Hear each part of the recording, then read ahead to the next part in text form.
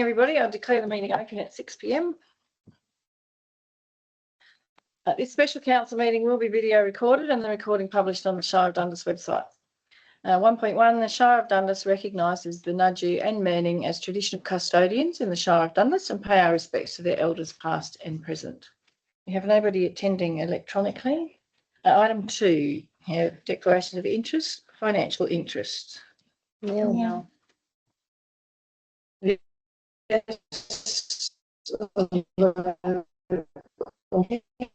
Of interest. Yep. 7.1. Any proximity? Nil. And partiality? Nil. Any gifts? Nil. We are all here. Councillor Fleming has advised that she might be late. We'll see how she goes. And we have a public gallery. Item 4, public question time. Does anybody have any questions? You're safe. Thank you. Item 5, petitions, deputations, presentations. We have none. I have no announcements. So item 7, 7.1, the reconsideration of a proposal to develop workforce accommodation in Norseman. The recommendation is on page 14. I'll move that recommendation. I'll second. Councillor McLeod.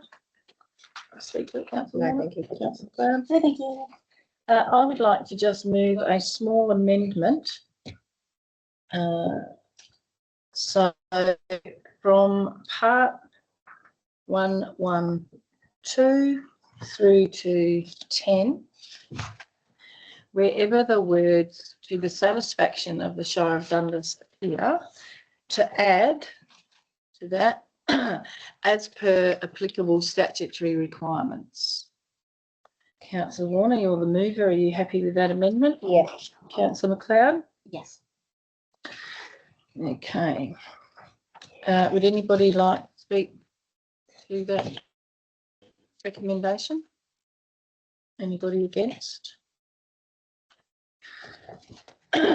So we have a recommendation that Council 1, having reconsidered development application DA012025 to develop workforce accommodation upon lots 109, HN76, 110, HN74, 111, HN72 and 112, HN70, Goodliff Street, corner of Allsop Street, Norseman, pursuant to clause 68(2) in Schedule 2 of the Planning and Development Local Planning Schemes Regulations 2015, approve the development application generally in accordance with the planning report version V1.2 prepared by RFF dated May 2025 to put in respect to site landscape plan 25-106-SK-7-B and subject to the following conditions. 1, modified site landscape plan being submitted to and approved by the Shire of Dundas, denoting the following required modifications and being implemented thereafter. A minimum 3.5 metre wide garden extending along the full length of the development site's Goodliff Street frontage, not including the Goodliff Street entry and the internal central pathway. B, a minimum 2 metre wide garden extending along the full length of the northern boundary of lot 112. C, provision of landscape nibs spaced between every 4th and 5th carway proposed within the Goodliff Street and Allsop Street verges. Provision of a minimum 1.8 metre wide footpath along the full length of the eastern edge of the proposed Goodliff Street car park connecting to the Goodliff Street entry. E, landscaping of the whole of the Goodliff Street and Allsop Street verges, car bays and the bus bay excluded, immediately abutting the development site. F, planting of suitable replacement trees for those trees proposed to be removed within the development site and within the abutting street verges.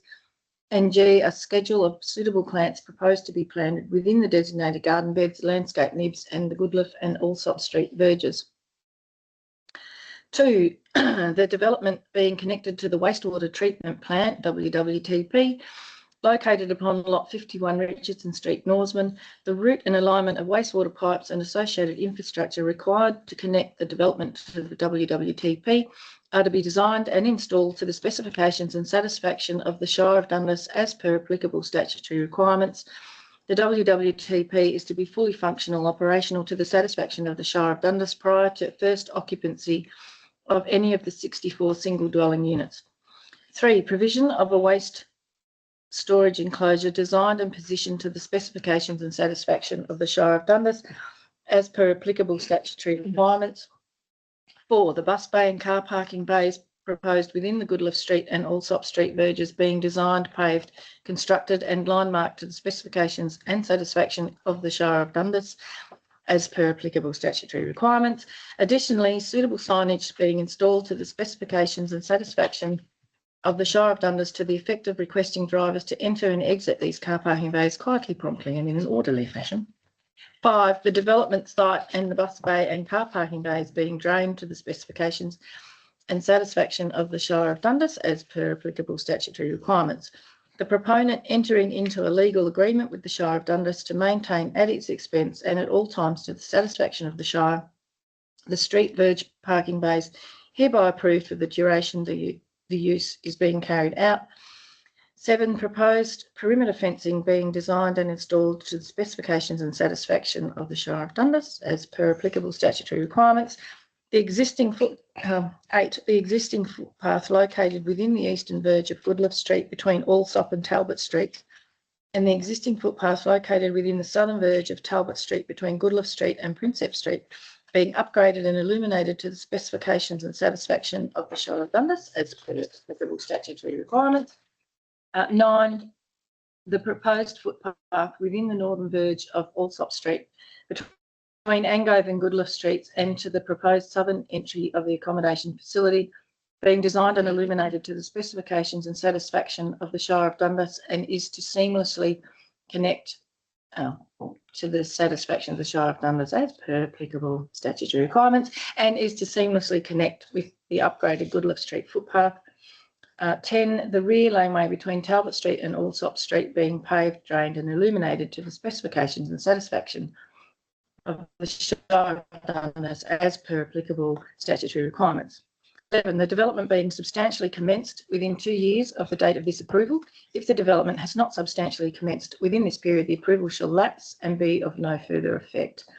And 12, conditions 1 to 10 being fulfilled to the satisfaction of the Shire of Dundas as per applicable statutory requirements prior to first occupancy of any of the 64 proposed single dwelling units, excludes the existing group dwelling development.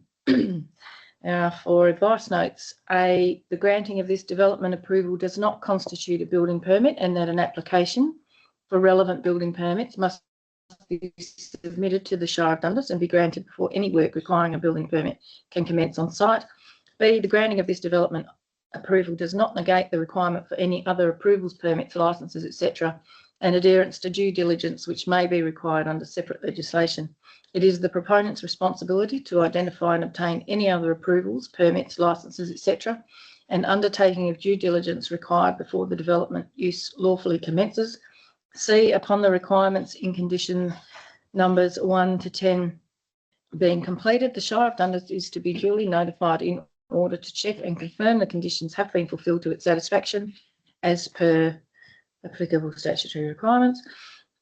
And D, it is recommended that the Code of Conduct for residents of the accommodation facility include statements to the effect that there is an expectation that workers walking to and from Ram's dining facility mess in Talbot Street will utilise and adhere to existing footpaths in an orderly fashion at all times. And 2, request the Shire Chief Executive Officer to cause the preparation of a draft amendment to the Shire's local planning scheme, LPS 2, that seeks to 1, designate future appropriate workforce accommodation locations within the scheme area, and 2, prescribe appropriate provisions and controls that will elicit desired physical forms and scale of future workforce accommodation development, and present this at a future councillors' workshop for consideration.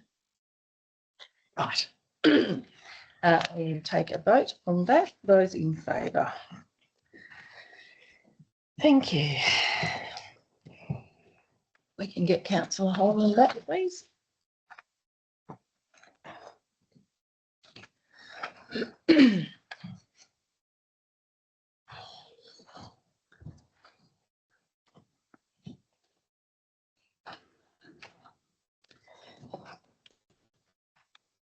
Okay, item 7.2, delegation to committees. We've done this on councils, but little procedural error. So can I have someone move that recommendation on page 19? I'll move it. Yeah, thank you. Second it. Councillor Warner, thank you. Like to speak to that, Councillor McLeod? No thanks. Councillor Warner? Anybody like to speak against it? No, but I would like to move an amendment if possible. Right. Yeah, I would like to remain on the RRG, Regional Road Group, with councillor Holman and yourself. We're not allowed to have that many So representatives. there is nothing in the terms of reference that says that. Okay. Councillor McLeod, are you happy with that amendment?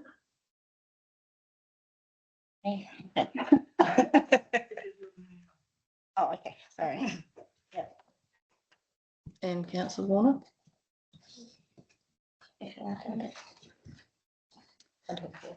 Guess so. Okay. So we have a recommendation that council appoint councillor Bonser as the voting delegate and councillor Warner as the proxy voting delegate at the Volga AGM. 2, appoint councillor Bonser and councillor Warner as GVOC representatives and the Chief Executive Officer Peter Fisher as the proxy voting delegate and the voting delegate in the CEO working group. 3, appoint councillor Bonser and councillor Holman and councillor Brown as regional road group representatives and the Chief Executive Officer and Manager of Works and Services as voting delegates on the regional road technical group. 4, appoint councillor McLeod as chair, councillor Warner and councillor Brown as roadwise committee representatives, noting that the Manager of Works and Services and the DCEO attend roadwise as part of their duties. 5, appoint councillor Brown as chair and councillor Fleming as representatives on the local emergency management committee, noting this is not appointed committee of council, and note that the CEO, Manager of Works and Services and the Deputy CEO attend LEMAC as part of their duties. 6, appoint councillor Bonser as chair, councillor Brown and councillor Warner as representatives on the Dundas Coastal Planning Committee, noting the CEO attends as part of their duties. 7, appoint councillor Bonser and councillor Warner as representatives on the Development Assessment Panel and councillor Brown and councillor Fleming as proxy representatives on the Development Assessment Panel. 8, appoint councillor Bonser as chair, councillor Warner and councillor McLeod as representatives on the Shire of Dundas Economic Development Working Group, noting this is not a formal committee of council and the CEO attends as part of their duties. Those in favour? Okay, thank you. Item 7.3, the Audit and Risk Committee delegation. Recommendations on page 21. I'll move that. Councillor McLeod, thank you. Yeah. I'll second. Brown, thank you. Councillor McLeod, do you wish to speak to that? No, thank you. Councillor Brown, No, thank you. anybody like to speak against it? Everybody happy? We have a recommendation that council appoints councillor Bonser, councillor Warner, councillor Brown, councillor McLeod, councillor Fleming and councillor Holman as members of the Shire of Dundas Audit and Risk Committee. Do we need to note on that we will have an independent chair? That's a given. That's a given in the previous. Okay. Okay. Those in favour? Thank you. The next special meeting of council will be called as required. We have no further business, so I will declare the meeting closed at 6:13. Thank you, everybody.